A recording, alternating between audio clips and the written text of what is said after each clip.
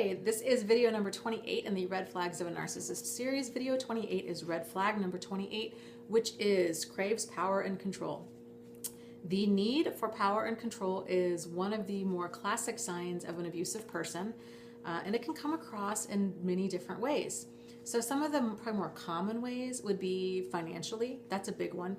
So where the victim finds themselves maybe on an allowance. They're just getting like a small amount of money or some amount of money every month that's not determined by them. It's determined by their abusive partner. It can be where maybe the victim is working 2 or 3 jobs and the abusive person is working none. And the abusive person has access to all of their money somehow, and they're not, the victim is terrified to leave. She's terrified she can't leave because he has all the money. He's draining all the accounts. So finances is a big one. I think finances is probably one of the #1 reasons women especially do not leave an abusive person. They're stuck financially. They know if they were to take out any money out of the account that he would know that they're planning on leaving. So when people are doing a safety plan, one of the first things is to get your own account and to slowly start moving money over to that account and have no trace of that account. So telling the bank that you don't want, it is imperative that they send no, monthly statements. There's nothing that is sent to your house. That nobody else is allowed access to this account, that yes, you might be married, but this account it needs to be in your own name. I would not even, because systems like that can be glitchy, and I've had this happen to other women before. So I would give them, if they need an address and an email, I would give them somebody's information that you trust that's aware that you're doing a safety plan. So let's say you have a best friend, right? And she knows what's going on with your significant other, with this abusive person.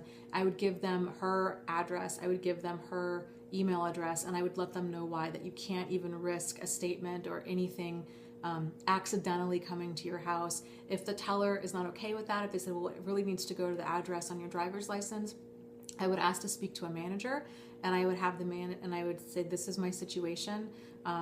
I am, in the middle of leaving this relationship, and I know you might not understand, but it's imperative that, and they're going to reassure you, no, it's okay, nothing's going to come to your house, and just don't even risk it. Just don't even risk it. Have it go to some other house. Just they don't need that information from you. So finances is a big one. Physical appearance is another one. A lot of abusive people will either demand that their partner dress incredibly sexy or dress incredibly frumpy. They might not want you to wear makeup. They might not want you to wear sexy clothes. They might not want you to lose weight.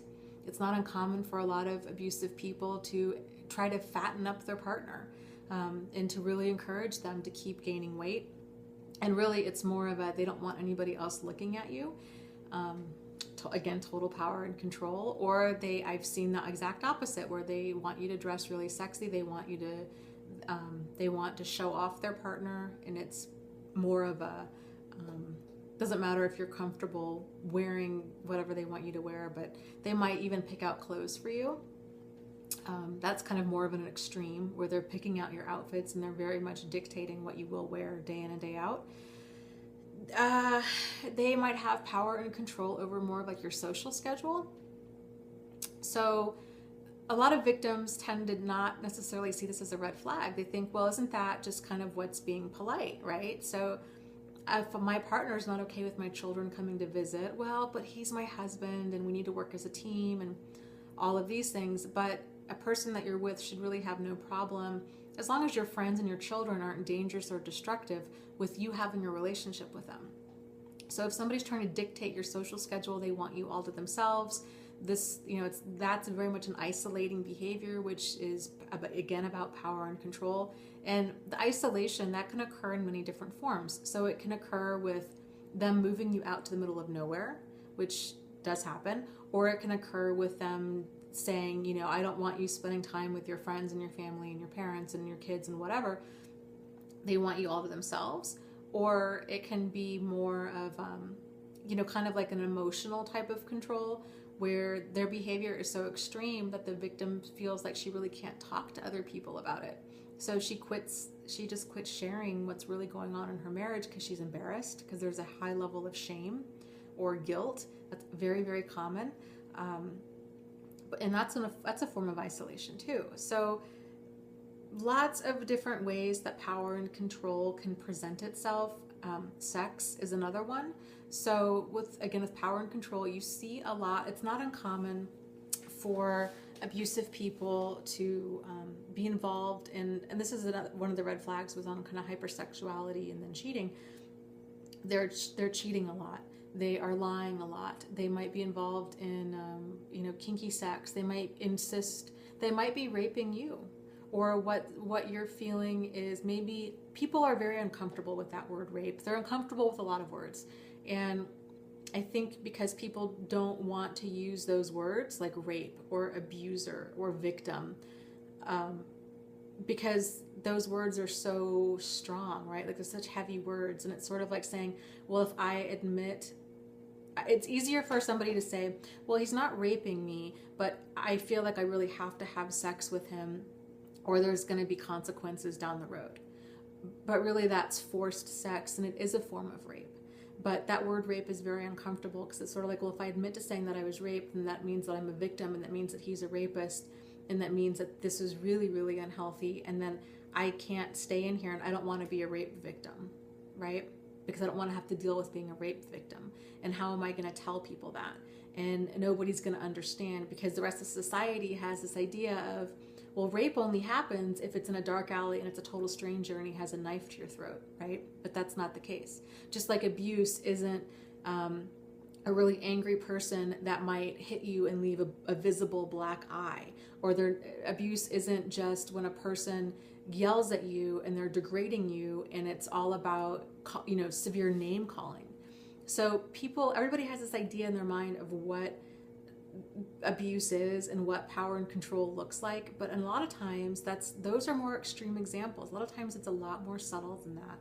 So it can be coercing the victim into having sex. It can be just different forms of manipulation to where that abusive person's getting their way.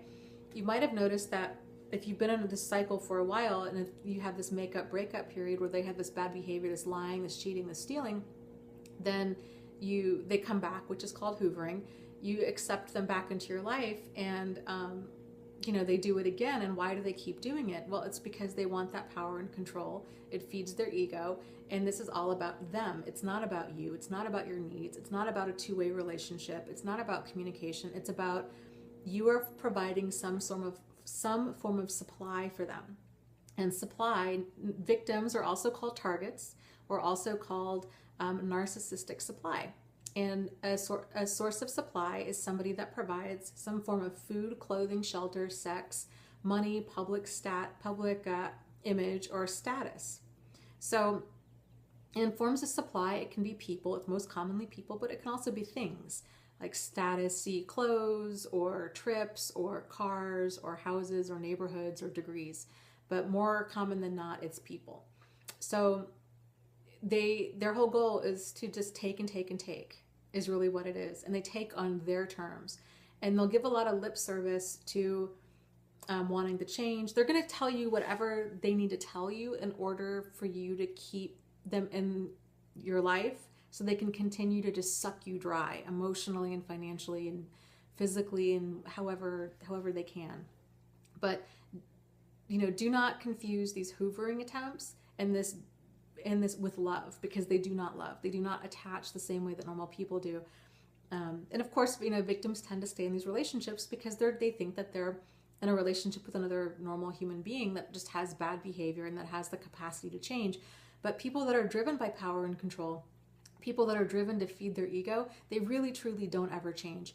I know some therapists out there feel like they can, and this is my opinion, I've worked around this for several years.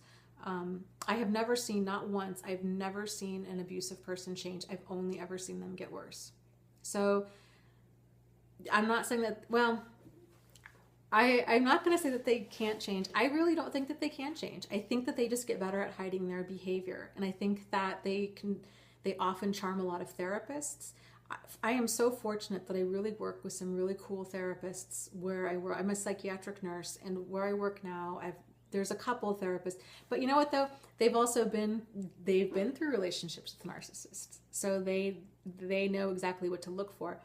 If a person's not super familiar with narcissism, it's really easy for them to charm a therapist. I've seen that time and time again. So really, my opinion, narcissists don't ever change. They just get worse with time. Same with antisocial personalities, which are also called sociopaths and psychopaths. They all thrive off of power and control. They take it in whatever way they can get it. It's, to them, life is a big game, or maybe a better way to say it, life is just this giant play, and they are actors in it. That's why they have all these different masks that they show to people in order to get what they want. And the rest of us are just props. So you and I were not any more important to them than a table or a chair or a couch. And people are very expendable. And this is why they can move on so quickly. And I'll do another video on that because that's so incredibly hurtful. I think all victims experience this at one point or another, where you could have a relationship with one of these people for decades and you will just be dropped. And it's like they don't even miss a beat. And they'll just erase every trace of you. And they'll replace you with the next victim. And it's so painful, but it's all about power and control. Everything they do, bringing you up to the highest high, dropping you to the lowest low, it's all power and control. It feeds their ego to know that they have such power and control over you, right? They can have total control over your emotions and your emotional state. So, and I've mentioned this before, but this is one of the reasons it's not effective to ever tell a narcissist how much they're hurting you. A lot of victims, they really want closure. I know, I was there, I did this too, but don't do this. You're probably going to feel like you want to write them a letter or an email or a text and let them know how much they hurt you, let them know how much you loved them, let them know how important they were to you. This is actually probably one of the last things that you really want to do because it feeds their ego. The more you suffer to them, it shows the more you care. And you know what? If they can drive you to suicide, that's even better. Because not only that, not that you're giving them the thrill of knowing that they're that important to you, but it also kind of, instead of having to do a huge smear campaign against you, it also allows them to be the victim. Oh, how sad, right? Oh, how sad his ex-wife killed herself. That's so tragic. So now he's this victim of circumstance. So really don't give your abuser any of that. Don't let them know how much you're hurt. Please don't ever kill yourself. That's terrible. These people are so not worth it. And I know if you're feeling really low, it's, a lot of people really toy with this idea, but please keep in mind, especially if you are suicidal, that suicide, it does not stop the pain. It just gives it to somebody else. Okay. And there's lots of people out there that really do care about you. And, so hang in there. And I have a support group on Facebook. So if you're feeling really low, come talk to us. I'll post the number for suicide hotline down below. And my support group on Facebook is called Narcissist Support. My website is also called narcissistsupport.com. Contact info will be down below. Again, narcissists do not change, but you are not alone and you're not crazy and you can get through this. Okay, so hugs to you, and I will see you for red flag number 29. I'll see you soon. Okay, bye.